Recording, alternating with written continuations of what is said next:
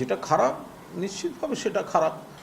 কোনো এলাকায় যদি বিচ্ছিন্নভাবে কোথাও কোনো সমাজবিরোধী আপত্তিকর কাজ করে, যে কোনো দলেরই যদি সে মদত পায়, সেটা মানুষও ভালোভাবে নেন না, তৃণমূলও ভালোভাবে নেয় না, তৃণমূলের কাউন্সিলরও ভালোভাবে নেন না। তো ফলে পুলিশ প্রশাসন নিশ্চয়ই যা দেখার দেখছেন। বিরোধী দল মানুষের কোনো দায়িত্ব পালন, বন্ধুর ভূমিকা পালন করে না। কোথাও কোনো সমস্যা থাকলে সেটাকে প্রশাসনের কাছে তুলে ধরা, তো সেই ভূমিকাতেও তৃণমূলই থাকে, তৃণমূলই সংশোধন করে। এরকম কোনো খবর আমাদের কাছে নেই। পার্টি খোঁজ নিচ্ছে।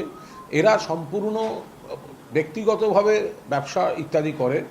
রাজনৈতিক কোনো কর্মী, রাজনৈতিক নেতা, রাজনৈতিক সংগঠক কোনো অবস্থাতেই তারা নয়। এখন ব্যক্তিগতভাবে কে ব্যবসা করে, কার সঙ্গে কার বিবাদ, কার সঙ্গে কার ব্যক্তিগত স্তরের ব্যবসায়িক ঝামেলা বা ব্যক্তিগত ঝামেলা, সেগুলো কি করে তৃণমূলের গায়ে আসতে পারে? তৃণমূল এত বড় দল, কে কাকে চেনে হতে পারে, কিন্তু তার মানে এই নয় যে তৃণমূলের মদতপুষ্ট, তৃণমূলের আশ্রয়দাতা, তা এই কথাগুলো আসে না তাদের।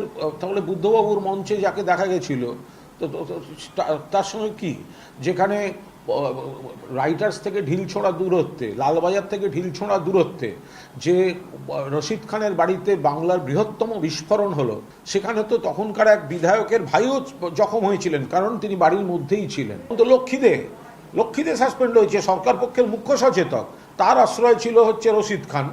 ফলে এইভাবে একের পর এক যদি দেখেন, তো তাহলে সারা বাংলায় দুষ্কৃতীদের সঙ্গে নিয়ে চলেছে হচ্ছে সিপিএম।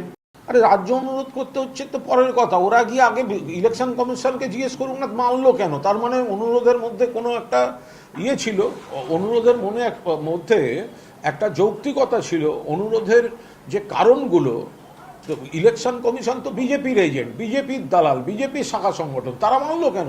তো তাদেরকে গিয়ে বলুক তারা মানলো কেন।